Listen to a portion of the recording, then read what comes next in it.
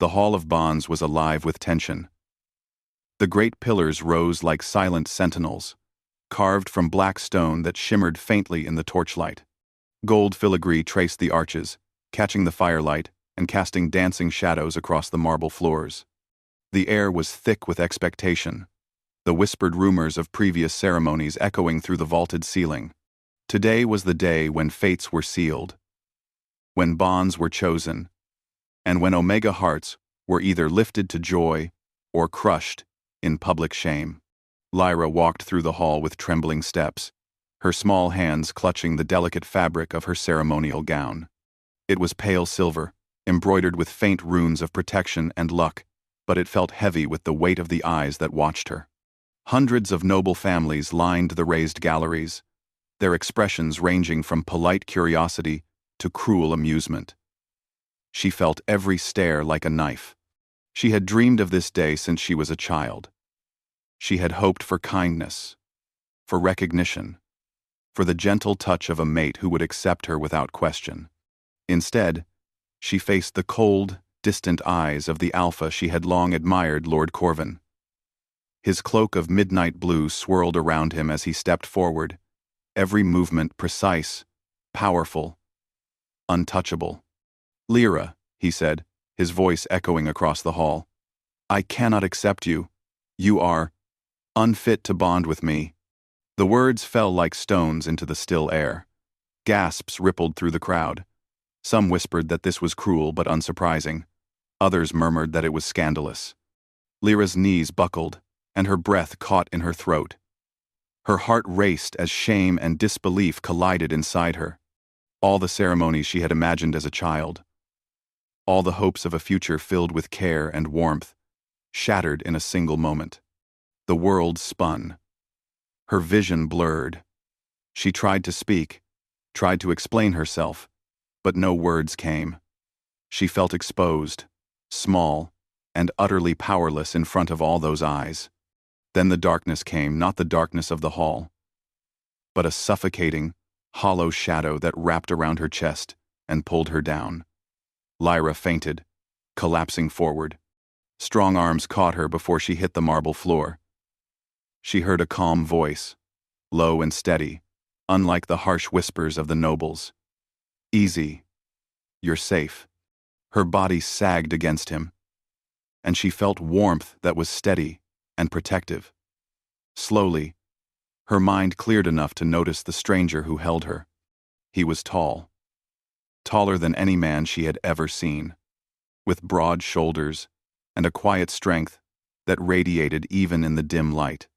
His hair was dark as midnight, his eyes sharp yet gentle, and there was a presence about him that made the hall's grandeur and the crowd's scrutiny feel distant and insignificant. Lyra's voice was barely a whisper. Who are you?" He did not answer immediately. Instead, he carried her to a side corridor, away from the eyes and whispers that had seemed to pierce her very soul. The hall grew smaller behind them, its towering shadows replaced by the softer, more forgiving darkness of a hidden passage lined with torches. "My name is Kalen," he said finally, his voice deep, calm, and reassuring. "You are safe here. No one will harm you." Lyra's knees shook, and she leaned more heavily against him, feeling the steady beat of his heart beneath the fabric of his cloak. It was strange how someone she had never met could make her feel protected, as if all the fear, all the shame, could dissolve against his presence. I was rejected," she said, her voice breaking. Everyone saw." He nodded, but there was no pity in his eyes, only understanding. "The eyes of others do not define you. Your worth is not measured by a single word, a single act, or a single alpha's opinion. That is a truth you must hold, even if the world tries to whisper otherwise." Lyra closed her eyes, letting his words sink into her. She had never heard anyone speak to her like that. Usually, the world judged her harshly. Today, it had mocked her. But this stranger, this Kalen, seemed untouched by the ceremony's rigid rules, by the noble hierarchies that dictated the lives of Omegas like her. They arrived at a secluded garden beyond the hall. The torches lining the corridor gave way to the soft glow of moonlight that spilled across silver leaves and dark flowers. The scent of jasmine and night-blooming roses mingled with the cool air, creating a sense of otherworldly calm. Lyra's heart, still racing, began to settle, though a trembling remained. Kalen gently set her down on a stone bench. He did not rush, did not crowd her. His presence was strong but not overwhelming.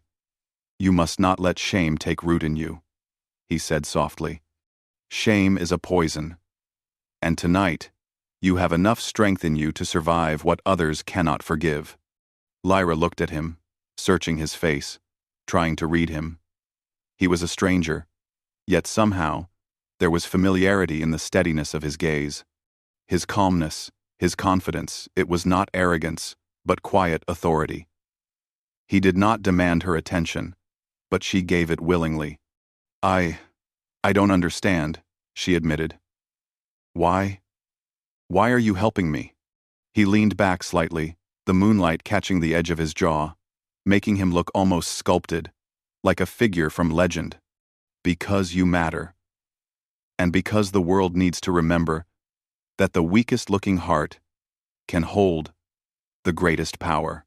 Lyra's thoughts wandered to the prophecy her grandmother had whispered of, the one that spoke of an Omega who would survive humiliation and despair only to rise in the shadow of kings. She had thought it was only a story, a tale to comfort lonely children. But something about Kalen, the way he carried himself, the weight in his words, made her wonder. Could it be her? Could she be more than what the ceremony had dictated? Minutes passed. The world outside the garden seemed far away. Lyra felt as if she existed only in that quiet, suspended moment, with the stranger who had caught her in the fall of her humiliation. And yet, an uneasy tension remained. There was power in him. She could feel it. And power, in her experience, always had shadows. Kalen knelt slightly, lowering his voice. "Lyra, you must prepare yourself. Tonight is not over, and the night brings truths you cannot yet see. But you will not face them alone." Lyra's chest tightened. She wanted to trust him, to surrender to the comfort he offered, yet a small voice inside her whispered caution. Who was he? Really? And why did her pulse respond to his nearness with a heat she had never known?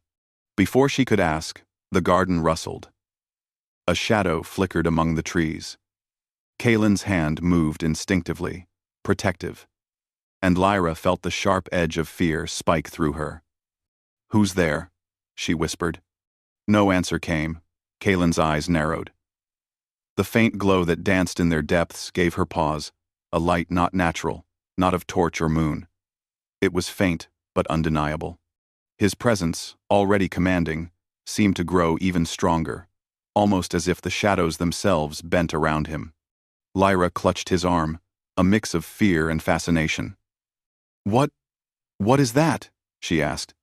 Kalen's lips curved in the faintest hint of a smile, though his eyes remained serious. "A truth," he said simply. "One that will change everything you think you know about this world, and about yourself." Lyra's heartbeat quickened, her mind swirled with questions. Who was this man? Why did he feel like both a stranger and a protector? And why did she feel an unexplainable pull toward him, as if destiny itself had woven their paths together? The faint glow in Kalen's eyes faded as he straightened, and the shadows in the garden seemed to settle. But the unease remained, a promise that the night was far from over. Lyra looked up at him, voice trembling. I don't know what to do." He reached out and brushed a strand of hair from her face. "Rest," he said softly. "Tonight, you survived. Tomorrow, we prepare for what comes next. And you will see the world differently. I promise." Lyra leaned against him, exhausted and shivering from more than just fear. She had been humiliated, rejected, and left in despair. Yet here, in the quiet moonlit garden, she felt the faintest spark of hope, a feeling she had thought lost forever. Outside, the Hall of Bonds continued its ceremony. Voices rose and fell. Laughter mixed with gasps. And the nobles celebrated or jeered, unaware that one Omega's life had shifted in a single moment. And Kalen, the stranger, stood as both protector and enigma. His identity, hidden, but his power undeniable, left an invisible mark on Lyra, one she could not yet understand. Hook, cliffhanger. As Lyra drifted into a restless sleep against his shoulder, a whisper of wind stirred the garden, carrying with it the faint scent of fire and ash. Kalen's eyes flashed once more, a glow that hinted at secrets older than the kingdom itself. Lyra would awaken to a world changed forever, and she would discover that the stranger she leaned upon was far more than he seemed. The forest beyond the Hall of Bonds was alive with an ethereal glow, the kind that only existed at the edge of myths. Silver light filtered through the thick canopy, painting the ground with patterns of shadow and moonbeam. Lyra woke slowly, the memory of the ceremony pressing against her chest like a heavy weight. Yet the fear that had gripped her moments ago had softened under the quiet presence of Kalen. She blinked up at him, noticing details she hadn't before: the way the moonlight traced the lines of his strong jaw, the calm authority in his stance, and the subtle gleam in his dark eyes that seemed almost impossible for a man to possess. He watched her with a patience that both unnerved and comforted her. "Good morning," he said softly, his voice low yet carrying a natural command that made the birds fall silent around them. "Sleep well?" Lyra tried to sit, wincing slightly as the events of the ceremony returned to her mind. I suppose," she whispered, "but I feel strange. Like everything has changed, and I don't know where I belong anymore." Kalen stepped closer, his presence almost protective. "Everything has changed," he admitted, "and that is not by accident. You were not meant to endure that humiliation without reason. The path you walk now is not like others.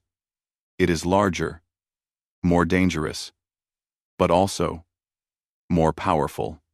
Lyra's eyes widened. "Powerful? Me? I'm an Omega. I don't have power. I'm small, fragile. I don't understand." He knelt to meet her gaze, his eyes steady and unyielding. "You do not see it yet. The world has tried to define you by the weak. But strength takes many forms. Compassion, resilience, courage.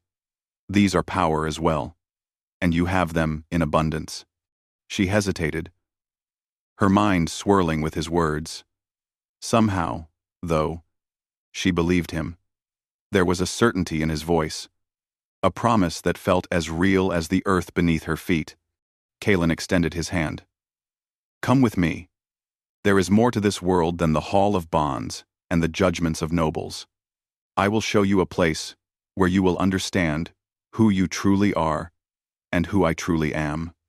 Lyra hesitated for a heartbeat, torn between fear and curiosity. But something deep within her urged her to trust him. She took his hand, and together they walked through the silver forest, shadows wrapping around them like old friends. As they moved, the forest began to change. The air shimmered, as if alive with a subtle magic. Trees arched overhead, forming natural bridges, and strange luminous flowers lit their path. The further they walked, the more Lyra felt herself leaving the world she had known behind. Each step was heavy with awe and an unspoken anticipation. Finally, they arrived at a clearing where a fortress rose from the earth. It was unlike anything Lyra had ever seen. Black stone glistened faintly with an almost metallic sheen, and spires pierced the sky like frozen flames. Magic thrummed through the walls, subtle but undeniable, and the gates swung open as if recognizing Kalen's presence. "This is your home?"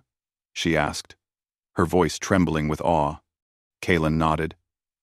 "It is not just my home. It is a place of power, protection, and history. Few have seen it. Fewer still have entered willingly. Tonight, you are among them. He led her inside. The interior was vast and echoing, a cathedral of strength and elegance. Light shimmered from crystals embedded in the walls, casting rainbows across the floor. The air was scented with herbs and old stone, a heady mixture that felt both grounding and exhilarating. You are not just a stranger, Lyra said softly, her voice almost a whisper. Who are you? Really? Kaelin's eyes darkened, the calm surface of his face now hinting at deeper currents. I am Kaelin, yes. But I am also the Alpha King of a kingdom thought lost to legend. I walk among mortals in disguise to observe, to protect, and to prepare for what is to come. Lyra's heart skipped a beat. Alpha. King. But how? Why? Why would you hide? Because the world above is broken, Kaelin said.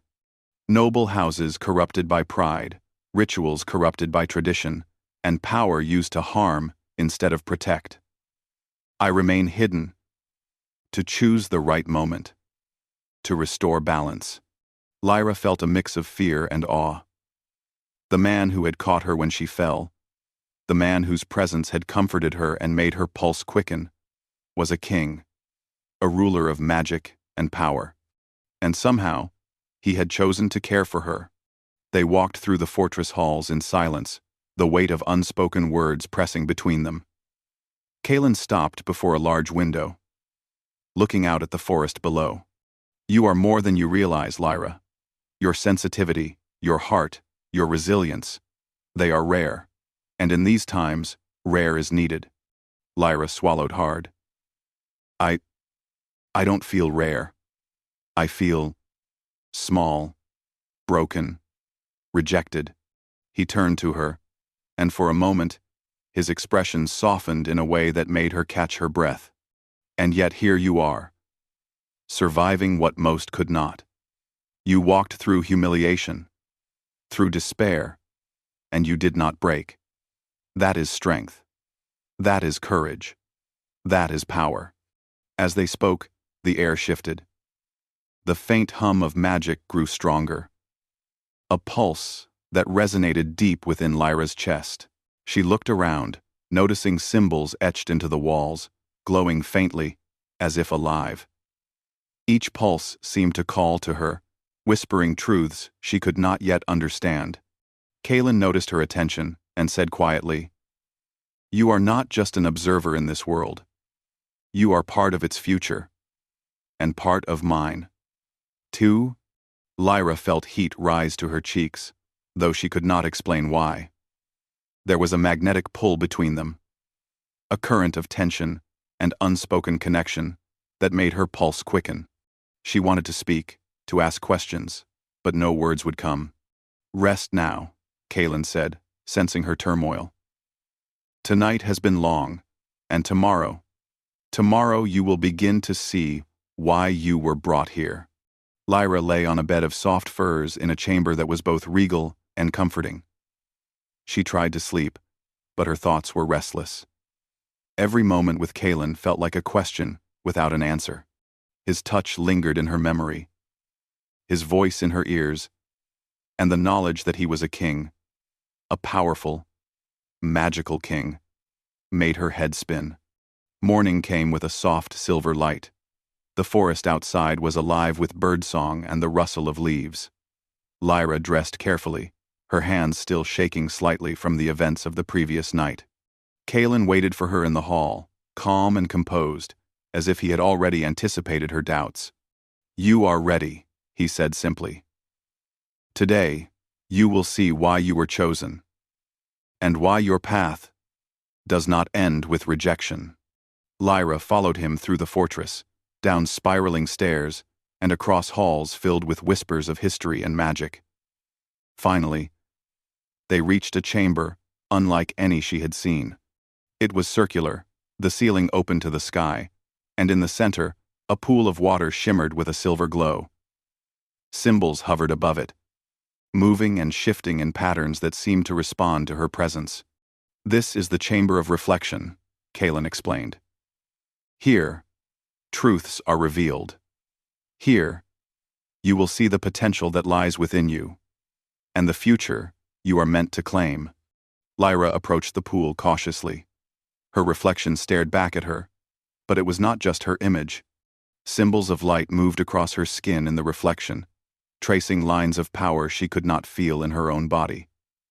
Her pulse quickened. "You see what others cannot," Kaelin said behind her. "The world will judge you as weak, unworthy, broken. But here, you see yourself as you truly are. Strong, resilient, capable of shaping your own destiny." Tears pricked Lyra's eyes.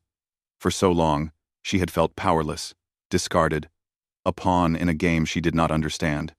And now, here, in this chamber, with this stranger who had saved her, she felt the first spark of belief in herself. But the calm was broken. From the forest outside came a distant cry, a sound both animal and magical, full of warning and threat. Kaelin's posture shifted instantly, the gentle protector now a vigilant guardian. "They know you are here," he said quietly, his voice sharp with tension. "Enemies of my kingdom, those who would exploit weakness. They are coming." Lyra's heart raced, not with fear, but with the thrill of danger, the pull of destiny. She realized, in that moment, that her journey had only just begun. She would not be a passive omega, waiting to be claimed. She would stand, she would fight, and she would discover the power that had always been within her. Kaelin stepped closer, placing a hand gently on her shoulder. "Whatever happens, you will not face it alone." Lyra looked into his eyes and saw something she had never expected: trust, challenge, and something deeper, a bond forming that neither of them yet fully understood. Hook, cliffhanger. The forest trembled again, closer this time. Shadows twisted unnaturally, and the glow in Kaelin's eyes returned, brighter, fiercer. Lyra realized that the danger was not just around them, but tied to the very prophecy that had brought them together. The true test of her courage and their bond was about to begin. The forest outside Kaelin's fortress trembled with an unnatural force. Shadows twisted and coiled around the trees, and the faint glimmer of magical energy in the air grew stronger, darker, and more threatening. Lyra stood beside Kaelin, her heart pounding not from fear alone, but from a growing realization. This was no ordinary threat. Whatever approached carried power, intent, and malice unlike anything she had ever faced. Kaelin's hand rested lightly on her back, steadying her. "Stay close," he said. "This is the test you were brought here for. Tonight, you will see what it truly means to face destiny." Lyra's pulse raced. The terror she had felt at the Hall of Bonds had returned, but it was mingled with determination. She had survived rejection, humiliation, and despair. She had discovered strength in herself she never knew existed. Now, standing here beside the Alpha King, this mysterious, commanding, and yet gentle man, she felt the first flickers of courage that were truly her own. The shadows gathered at the edge of the forest, forming shapes that writhed and shifted, eyes glowing with unnatural light. A low, almost inhuman growl echoed through the clearing. Lyra's breath caught, but she did not step back. Kaelin's presence was an anchor, a reminder that she was not alone. "Do not fear," Kaelin said, his voice cutting through the tension. "You are part of this now, and the bond we share, it is stronger than any darkness." Lyra nodded, taking a deep breath. She reached for his hand, the connection grounding her in a way she had never expected. Together, they faced the looming shadows. The first of the creatures emerged, a tall, twisted form, black as night, with limbs that moved unnaturally. It lunged forward, and Kaelin's voice rang out, sharp and commanding. "Stay behind me." Lyra flinched but did not move. Instead, she drew upon the calm that Kaelin had taught her, the quiet strength that came from within. The creatures hesitated, sensing her presence. There was a rhythm, a pulse to her heart, that connected with the magic of the forest and with Kalen's own energy. It was subtle, but it mattered. Kalen's power flared, a radiant light that pushed back the darkness, illuminating the forest with a brilliance that made the shadows hiss and retreat. Lyra felt a surge of courage, and instinctively, she placed her hand near the glowing runes she had seen in the Chamber of Reflection. Energy flowed into her fingertips, faint at first, then stronger. The shadows shrieked and faltered, unable to endure the combined force of Kalen and Lyra's rising power. "You can do this," Kalen said, his voice low but firm. "Trust yourself. Trust the bond between us." Lyra's heart surged. She stepped forward, letting the light flow from her, joining Kalen's power. Together, they formed a shield, pushing the creatures back, forcing them to retreat into the deeper darkness of the forest. When the last of the shadows vanished, leaving only the trembling trees and the faint scent of ash in the air, Lyra sank to her knees, exhausted. Kalen knelt beside her, placing a hand over hers. His touch was gentle, yet steady, and she felt warmth flow through her like a lifeline. "You were magnificent," he said softly. "You have more strength than you know. Tonight, you proved that your heart is unbreakable." Lyra looked up at him, seeing not only a powerful king, but a protector, a guide, and something deeper, something that stirred in the quiet spaces of her heart. I don't understand how I could do that," she admitted, her voice trembling. "I'm just me." Kalen shook his head, a faint smile on his lips. "You are far from just you. You are chosen, Lyra, not because of status or birth, but because your soul is unyielding. That is the power that matters. And it is why you were brought here to stand with me, to bond with me, and to shape what comes next." Her pulse quickened. The weight of his words pressed against her chest, heavy but exhilarating. Bonding with him was more than a ritual. It was destiny, fate intertwined, with choice, courage, and trust. The sun had begun to rise, painting the horizon in gold and rose. Lyra rose beside Kalen, feeling the first true warmth of hope and purpose. Yet, even as she stood, a whisper of unease crept into her mind. The world above had not forgotten her, nor the Hall of Bonds. Kalen's eyes, sharp and alert, caught her thoughts. "They will come," he said simply, "but we will face them together, and you, your courage, your heart, will be the key to our victory." Lyra nodded, a mixture of fear and excitement surging through her. For the first time, she realized that rejection had not been an end, but a beginning. The humiliation she had endured, the despair she had felt, it had been the spark that awakened her true self. Days passed as Lyra trained with Kalen, learning to channel her newfound strength and magic. The fortress became a place of growth and discovery, each moment bringing them closer, their bond deepening in ways words could not fully express. They shared quiet conversations under starlit skies, moments of laughter and gentle teasing, and the occasional spark of tension that left both of them breathless. Lyra discovered the depth of Kalen's wisdom, his strategic mind, and the immense burden he carried as a king. Yet he never sought to dominate her will. Instead, he guided her, teaching her to trust herself, to embrace her power, and to understand that true strength came from balance, not fear. One evening, as they stood together in the highest tower, watching the forest glow beneath the silver moon, Kalen spoke quietly. "Lyra, you must make a choice. The Hall of Bonds awaits, and the nobles will demand your presence. You can return, or you can stay, and embrace the path that destiny has laid before you." Lyra's heart raced. She thought of the shame, the humiliation, the eyes of the crowd that had once mocked her.